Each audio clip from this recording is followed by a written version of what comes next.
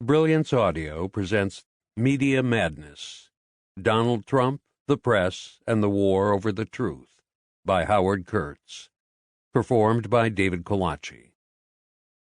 2 days after Donald Trump was inaugurated, Kellyanne Conway dived into a media maelstrom with an appearance on Meet the Press. It did not go well. She and Meet the Press host Chuck Todd had a history. NBC's goateed political junkie had texted her after 4 a.m. on election night, congratulating her on what he called the greatest upset in the history of American politics. Conway said she was euphoric. But their relationship took a bad turn when she taped a Meet the Press interview in late November. When she got home that Sunday morning and told her husband George that it had gone well, he said, "What do you mean? You weren't on for even a minute."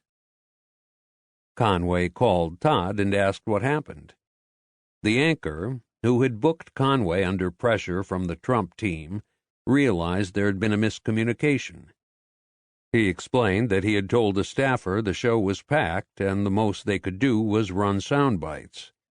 "I don't give sound bites. I don't speak in sound bites," she said.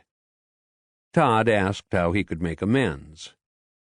"It's only 8 a.m. on the West Coast," Conway said. "You can run the whole interview. You've done 8 minutes with Ash Carter, Barack Obama's Secretary of Defense, and I'm falling asleep." Conway was steamed. NBC News President Deborah Turnus called to mend fences, but Conway did not respond. Now Kellyanne was doing a live interview with Todd from the north lawn of the White House. Todd demanded to know why Trump Press Secretary Sean Spicer had made a ridiculous statement that was a provable falsehood about Trump's inaugural crowd being bigger than Obama's. Things turned personal when Todd laughed at Conway's explanation that Spicer was providing alternative facts.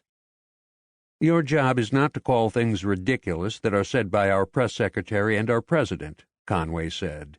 "You're supposed to be a news person. You're not an opinion columnist."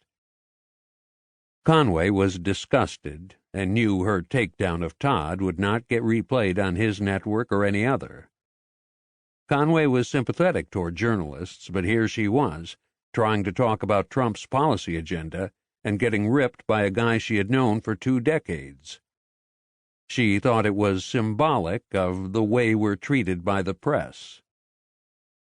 Todd regretted letting his emotions show, but didn't regret the substance of his questions.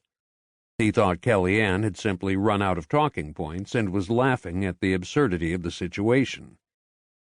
The fact that it was a satellite interview, lacking the conversational cues provided by a face-to-face sit-down, made his interruptions look overly confrontational. The president called Conway to congratulate her on her performance against Todd. His vice president, Mike Pence, later joked to her, "Does Chuck Todd have any teeth left?" But the unfortunate phrase, alternative facts, stuck to her like tar paper. She had meant equally accurate explanations, like 2 + 2 = 4 and 3 + 1 = 4, but it quickly became journalistic shorthand for White House exaggerations and falsehoods. One viewer, however, liked the phrase.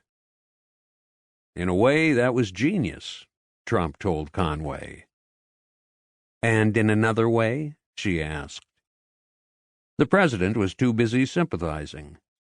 "They do that to me all the time. Take one word," he said.